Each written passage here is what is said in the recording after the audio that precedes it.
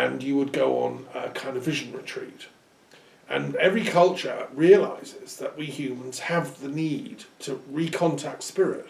We've fallen, tumbled from our spiritual homes, Wordsworth said, and then we kind of get lost in matter and body, and we have to learn how to walk about and use the body, and we enjoy it. But then we have to realize that actually this isn't our home, as Rumi said. We're only here briefly. We've tumbled out of the plane briefly.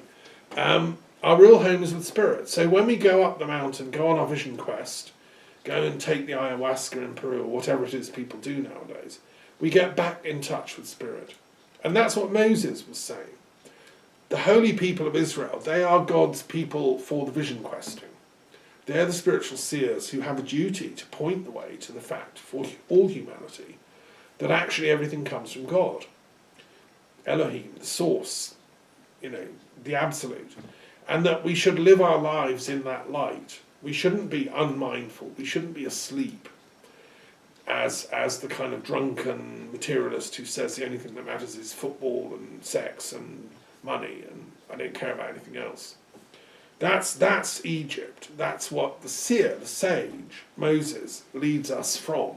And we should be on that pilgrimage. And that's what this weekend symbolises too. So blessings upon all my Jewish friends who are celebrating Pesach at this time.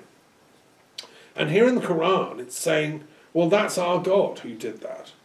The same God of Abraham also revealed to his son Ishmael. Now, Muslims believe that, they believe in the Bible story that Abraham had a first eldest son called Ishmael, which means he who hears God, the one that's listening, with his Egyptian partner, consort, Hagar. And I think it was a love union, and it was because Sarah, his first wife, couldn't have children, they thought. And out of her kindness and generosity, she said, look, Abraham, I know it'd be great for you to have a son and children. I can't have them, I'm too old. Here, have my handmaiden, my best friend, Hagar, Egyptian woman, very beautiful and fertile. She'll give you some children. And it came with Sarah's blessings. And Abraham, perhaps foolishly, said, okay, And they then conceived Ishmael. The problem started at that point because the women got jealous of each other, according to the Bible. And I think we have to assume there's a true story underlying all this, because it reads like a novel, but I don't think they made the stuff up. The scribes that wrote this stuff down, had such a fear of God that they wouldn't have just fabricated stuff. These are real stories in the lives of some real tribal peoples that were happening around 1750 BC. The people around Canaan were in touch with Egyptian culture, so it's absolutely correct. An Egyptian would have joined their family. And also, this is after Abraham and Sarah have been in Egypt, so that's where they managed to find Hagar as a servant, they would call her. So, anyway, the women then get jealous, and Sarah plays her, I'm the queen of the roost, and asks Abraham to chuck her out. The story is actually that first Hagar herself leaves because Sarah's becoming a bully, so she runs away into the desert. But she's met by an angel who persuades her to go back and accept that her lot is just take the jealousy, it's just emotions, she'll get over it. Your duty is to have this son, Ishmael, she's already pregnant. So that is actually in the Bible, that information. And then she goes back. But then it doesn't get any better. And later, the same thing happens. Sarah's still being bullying and upset. And this time she goes to Abraham and says, look, kick her out. This time for good. And Abraham gives in. And that giving in is a bit of a problem for what then happens, because instead of bringing the women together and saying, look, you two get on, let's have a mediation, instead of calling in my mediation service, okay, I wasn't, as far as I know, I wasn't alive then, but somebody must have surely been trying to mediate between this family quarrel. instead of that, he complied with Sarah's wishes and kicked Hagar out into the desert. Now that's a very sad and tragic story. And the Bible says that she went and she was only saved because an angel showed her a well. Now, the Bible doesn't say what happened next. It stops the story there, and only later that basically it says the Arabs are all descended from Ishmael, and he has 12 sons, and it becomes a mighty people. What then happens is Sarah then conceives and has a son called Isaac, miraculously, because she's getting on in years, postmenopausal, one would have thought. But she has this son. And then in turn, Isaac has Jacob, who then becomes Israel, the name Israel, and has the 12 tribes of Israel. Now, what the Quran in this verse is saying, out of its largesse and hugeness of vision, is that's all fine. That's all God's work. We're in the tradition of Isaac and also Jacob. We're in the tradition of this revelatory deity who's working through history, through these family stories. But we're also in the tradition of Ishmael, and what the Quran says, and we can assume that this is what the Arabs of Mecca and the environment thought, is that they were descendants of Ishmael. That Ishmael had flourished, he'd had 12 sons, they'd become important figures and tribes. And that Abraham had later taken mercy on his son and felt guilty, and had gone to find him when he was grown up a bit, tracked down Hagar and him, helped them, and that together with Ishmael, his son, they'd built the very first temple, or they'd repaired an earlier temple in Mecca itself. And so when Muslims pray to the Kaaba, which is the Qibla, the direction they face when they pray, they're praying to a house that was built by Ishmael and Abraham in the desert, in this small little oasis. And the whole point of this is the teaching that God is so vast that he doesn't just care for the descendants of Isaac, the second son of Abraham, but he also cares compassionately for the descendants of Ishmael and his other son. Now, is this true? Is this story true? Again, it exists as a story, as a legend, and I think where there's smoke, there's fire, and I think it's in the Bible. Now, Muhammad probably knew the oral version of the Bible. He would have been told the Ishmael story as a boy. He would have been told by his wife, Khadijah. He would have grown up with that story. And he certainly believed it was true. And the framers of the Bible believed it was true. Was it true in the scientific historical sense that if we took a camera back and watched Mecca at a certain point around about 1750 BC, we'd see Abraham and Ishmael building a little, temple? I don't know. Let's invent a time machine that can go back and film the events, and let's see. It is possible. And I would say the evidence is probably that it's probably more in favour of that being true than not. Other skeptics or anti-Muslims and so on will disagree and will say, no, it's just all made-up legends. But as I say, where there's legends, there's normally a source for them. But what is important for us as now, 21st century scholars, is to realise that that is what Muhammad believed. And therefore that's the backstory of the Quran. That's what the Quran is premised on. And all the 12 tribes of Israel, they're on the same side. Their revelations come from the same source. We also believe the revelations given to Moses and to Jesus, says Muhammad. So today we celebrate Easter Sunday, the resurrection of Jesus. Well, all Muslims should be celebrating that too. They believe in it too. A slight variant, because they don't think Jesus actually kind of died. He somehow miraculously escaped the crucifixion with a double or whatever. It's not quite clear. And then he was resurrected, or raised is the Islamic phrase. So instead of bombing the synagogue, instead of bombing the churches in Sri Lanka, an authentic Muslim would take flowers to them and say, "Greetings on your holy day, O Christians, we're from the same revelatory tradition. We're brothers and cousins." But if that is, and Moses as well, so likewise to the synagogue to say thank you for celebrating Passover, because that's our festival too. It's an Islamic festival as well as a Jewish one. But then it goes on even further. It's even bigger and more, ginormous than that, because it says, "to all prophets from their Lord." In other words, we affirm, we stand in the tradition of all prophets who've ever received a revelation from the divine source. Now that is every single religious teacher and spiritual elder that's ever been on the planet. In all the generations of man since our spiritual experience here as humans first began, which is at least 60 or 100,000 years ago. I've studied anthropology, I've researched the history of human beings, and we've had fire and speech and art since at least about 70, 100,000 years ago.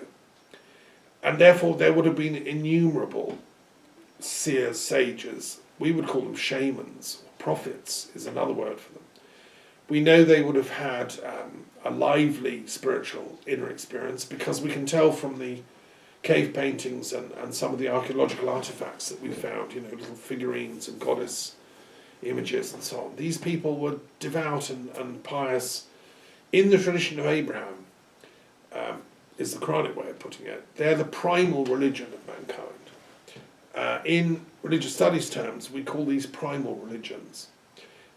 They're called pejoratively pagan religions, but actually they're the primal religions of humanity.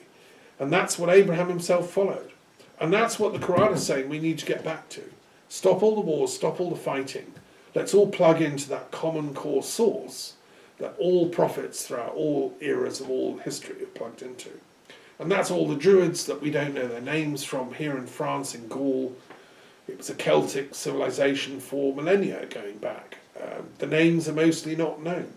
The same in Britain. In Ireland they wrote a bit more down because they had oral traditions that the early Christian monks wrote down about the Druids and so on.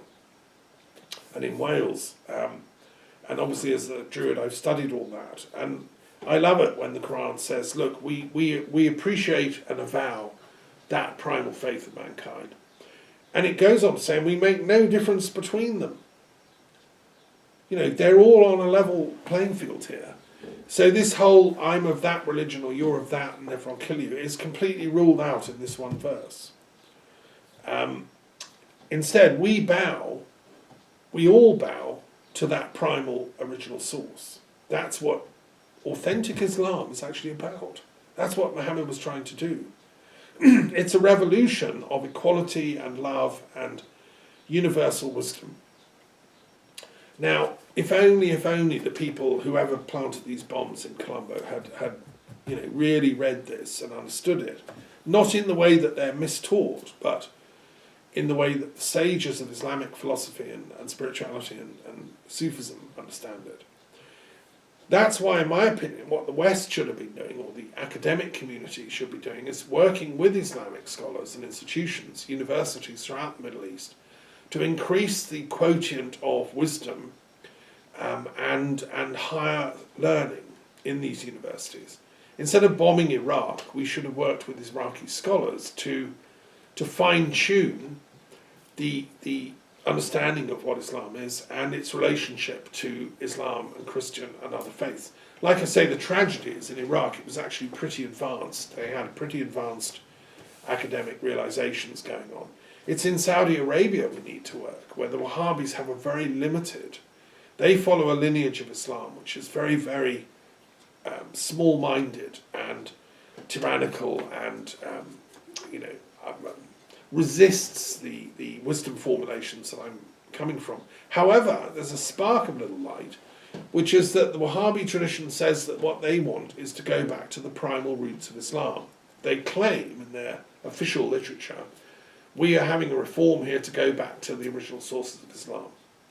Well, bless them, if they actually were intelligent enough to work out that that means going back to this universalist, cosmic perspective, which is actually in the Quran, then it would overturn this narrow-minded, oh, we hate philosophy, we hate the Jews, we hate anyone that isn't a Sunni like us, that doesn't do the rituals in the right way. I mean, the Wahhabis are bombing Yemen because they don't like their Shiism. Well, how primitive, it's like the Protestant and Catholic wars that used to go on in Europe hundreds of years ago, and still, one of the reasons I'm so against Brexit is they haven't gone away in Northern Ireland, and they're going to resurface. And we've just had a journalist killed. We've just seen fighting starting in Londonderry, or Derry, which I've been to. I'm a constant activist for peace, so in my Truth and Reconciliation Commission for Britain and Ireland, I've been to Derry. I've heard meetings with scholars from the Protestant and the Catholic side, and Druids, and I know Muslims from Ireland. One of my students, it was an imam in Dublin who did a PhD with me. Ireland doesn't deserve to be pushed back into the dark ages of religious conflict, which is what Brexit will do. So Brexit is a totally against this message of the core unity of all faiths. Okay, I wanted to start with that. I'm going to move on now to another text, which I've been commenting on. And since it's Easter, and it's Easter Sunday, I want to celebrate something of the writings of St. Paul. Because Paul is a fascinating character. You either love him or you hate him. He's not very popular among advanced theologians these days, but actually his writings repay careful study, and he is quite central to the New Testament message and to the Christian tradition. So I'm doing a detailed commentary on Paul's letters, and I've got to the letter to the Colossians, which was a little town, an important town, in sort of southwestern Turkey, and what is now Turkey. It was then Anatolia, or Asia Minor. And it was quite a sophisticated part of the world, actually. The whole of Anatolia was. And Paul was quite an intellectual. The reason I like Paul is he was quite a sophisticated thinker. He came from Tarsus, and most people don't realise, but his thought world was highly coloured by the philosophical schools that existed in antiquity, and particularly by the school known as Stoicism. You can't really read Paul unless you've studied Stoicism.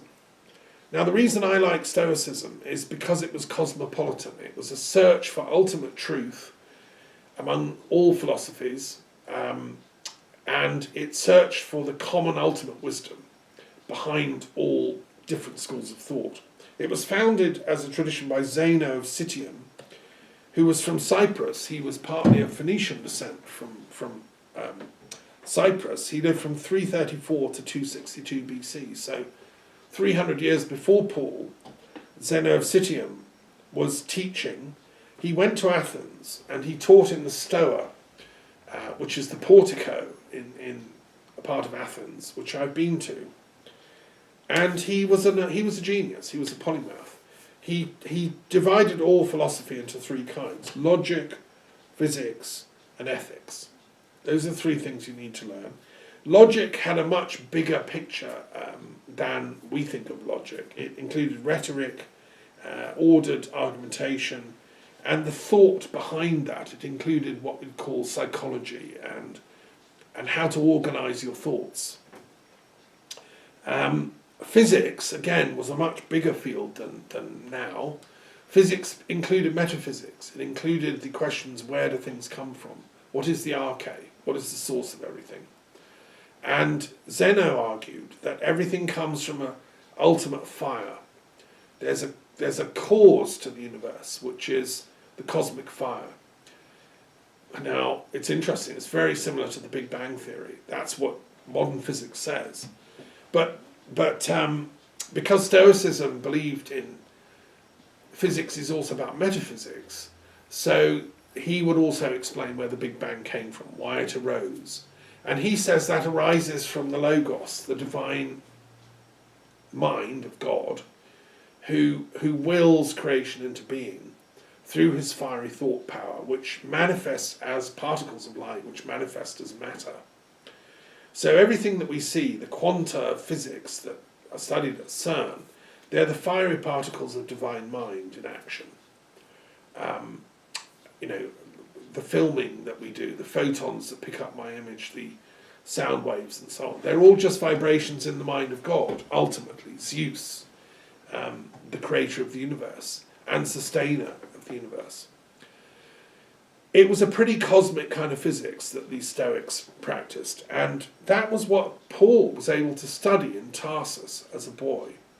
Because you've got to realise, like me, he was a dual citizen. I'm a Canadian, British, European. Paul was a Jewish, Hellenistic Roman.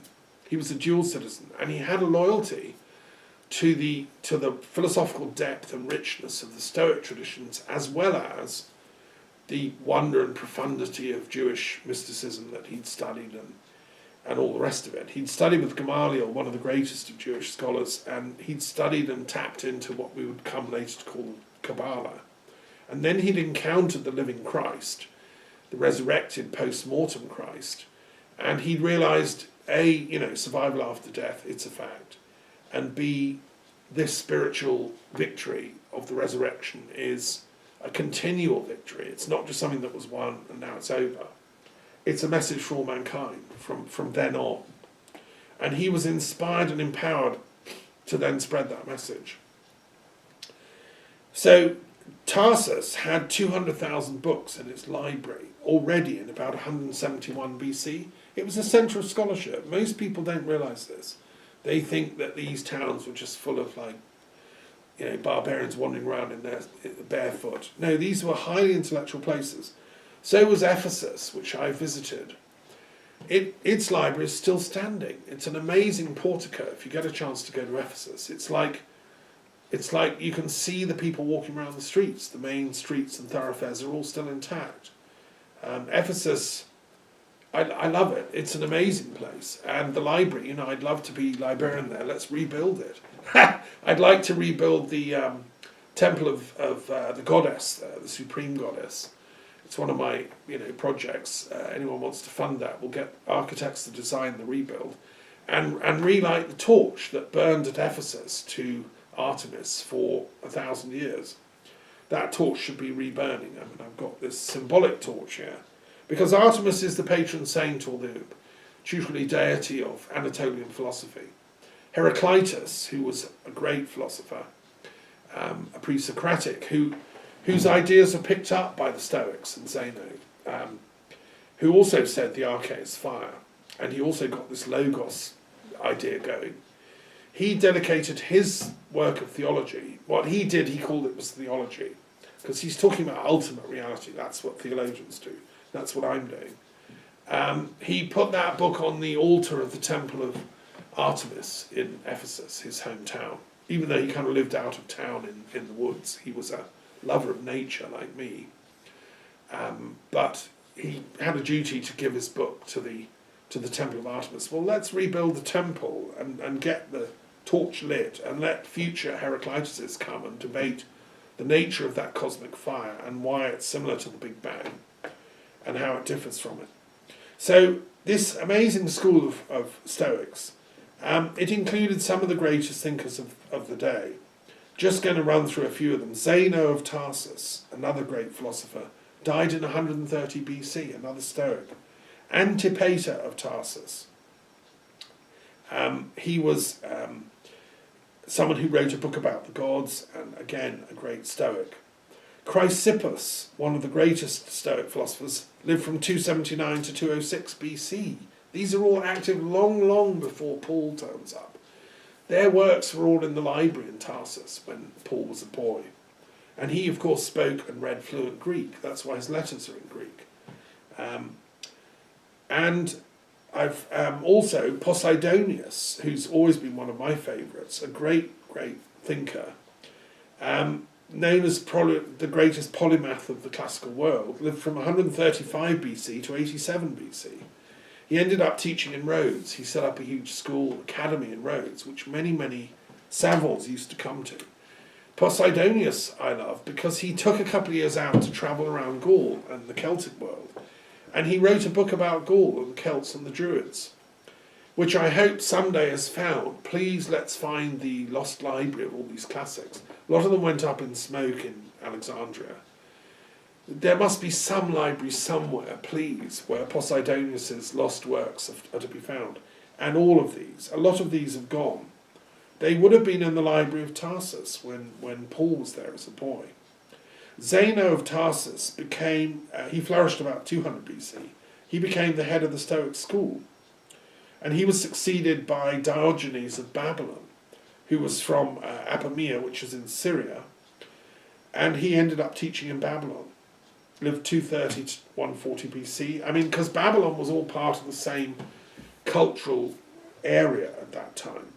In the wake of Alexander the Great's attempt to build a kind of world empire, what Alexander thought is that by unifying this whole land from Greece all the way through to India, giving it a common culture, Hellenism, he would satisfy his tutor Aristotle, who said that an ultimate commonwealth is what we need as humanity, and that then they could live in peace. His last lecture in Babylon, before he died, Alexander the Great said, look, all I've done was for peace.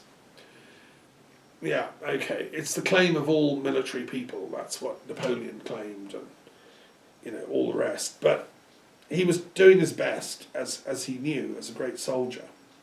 And it did enable the philosophers to trot about, without passports. And that's another reason I'm in favour of the European Union. It's in that project of cosmopolitanism and internationalism. And Stoicism was the philosophical rationalisation of that internationalism. These people, these philosophers, they taught in Rhodes, they taught in Babylon, they taught in Syria, they taught in Asia Minor, they taught in Rome and Athens, Alexandria, North Africa. And they didn't need passports. They travelled about. They were itinerant, like the Druids. We travel, and because of our learning, we were respected and honoured and not attacked. We had diplomatic immunity, as the Wand of Hermes shows. That should be the scholars of today. It was the same in medieval Christian Europe when academics got up and marching again, when Abelard woke them all up from their medieval slumber. And that was down to Aristotle's books being retranslated into Latin. And suddenly the philosophers woke up from the dead and started wandering about. So you had people like Duns Scotus coming down all the way from Scotland to Paris, and Aquinas coming from Naples to Paris. It's so tragic that Notre Dame was burned down. Obviously, it grieves me, but let's take it as a symbol that we need to rebuild something even more beautiful, better, wiser. Christian theology is in a bit of a crisis. Let's rebuild it in the light of eternity. Let's make Paris again the flourishing home of the cosmic mind, which it was in Abelard's day, and let's bring back the cosmic love that Aristotelian Christianity at its best in its initial spark brought, which was the idea that reason and faith are actually like our two legs. You need them both.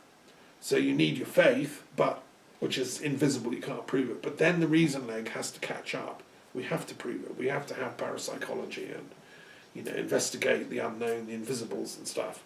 And then the reason leg goes forward again, the faith leg rather, and that goes into new territory, and the reason. So it's both. That's what Abelard was saying. That's what true academics say. Well, let's get on with it. Let's heal this split between Islam and Christianity and Judaism. Just do that one thing for me, please. I need some scholars to help. Because scholarship has become a ridiculous game of publishing papers and getting, patted on the back, and it's become a sort of scam. And now they're finding that half of these papers are fake and, literally gobbledygook. You can write anything and just get it published in some pseudo-journal. I'm the only guy publishing an academic journal on the nature of love. I must be a reborn Stoic, because Zeno of Citium, who founded Stoicism, he wrote a book on love, which I've reviewed in my journal. Let's revive this cosmopolitan internationalism the Stoic tradition stood for, I think it is able to provide the common philosophical discourse that can bridge between Jewish, Islamic and Christian warring states. So in rebuilding Notre Dame, I'm hoping there'll be a place for an intellectual rebuild. The Leonardo da Vinci Peace Prize, which I announced last year, is going to have a second wing to it. We're hoping that whoever designs the rebuild of Notre Dame will put a kind of memorial to peace, to the martyrs, the victims of intolerance, and the duty of intellectual freedom and, truth-seeking. What true scholarship should be about is truth-seeking, not keeping quiet and saying, stuff you know isn't true so that you don't get shot. No, that's cowards. We need scholars who are courage people. That's why Gandhi said the only people that can help peace are people with courage to hold on to truth. Satyagrahas. We need modern intellectual equivalents. Opposing Brexit is simply an action that any Satyagraha should do, because the whole thing came from lies. It's a fake, pseudo-intelligence hatchet job by Steve Bannon and Farage and these very dark forces behind them. And the media has colluded in it. And therefore I have a duty as a Stoic, Christian, Islamic, Kabbalistic philosopher to call them out on this, and that's just me holding on to truth. And I thank God that, millions and millions of people are seeing through the lies. So Diogenes of Babylon, I love him. I also love Athenodorus Cananites, who came from just down the road from Tarsus, a place called Canaan, and who lived from 74 BC to 7 AD. Now he is also someone who'd studied as a student with Posidonius of Rhodes. Now, he was probably the wisest man of his era, Posidonius, and named after Poseidon, the great god of the sea, right? And I ran the Poseidon seminars at the Castle of the Muses, because we were there on the Sea Loch, where the Poseidon submarines go up and down with Britain's nuclear weapons. I was saying, let's have Poseidon worship. Let's go back to the deity of the sea and forget about these submarines. We don't need them. Turn them into floating peace universities. That's my suggestion. And I believe Scotland will get independence fairly soon, whatever happens to Brexit. And I think they're going to kick them out. They could keep one and turn it into a floating peace college. So anyway, this lovely man, Athenodorus Cananites, great philosopher, he wrote books on divination, he wrote a book on Athena, he wrote a book on ethics, and he was a teacher of the young Octavian, who was Caesar's nephew, who was a bright young man. And he taught him Stoicism. Basically, that's the philosophy that Augustus, he later became Emperor Augustus, adhered to. And he was taught by Athenodorus Cananites, for instance, if you, instead of getting angry, somebody says something rude, you want to get angry, no, you recite the alphabet to yourself, slowly. It's a practical technique. I suggest you adopt it if you get angry. Just say the alphabet. And by the time you've got to the end, you'll be able to say something that focuses on the cause of the problem that was making you angry, instead of just reacting and being angry back. Like, you seem a little unwell, can I recommend a doctor? Or whatever. And he also influenced and knew Cicero. Now he was an amazing man. Who's heard of him now? Nobody. The teacher of one of the greatest emperors the world has ever known, during whose life Christ was born. Never heard of him. But he was his teacher. And he influenced and met Cicero, who in turn became a very great philosopher. And Cicero, whose work I've got here, his amazing writings on the gods, was deeply influenced by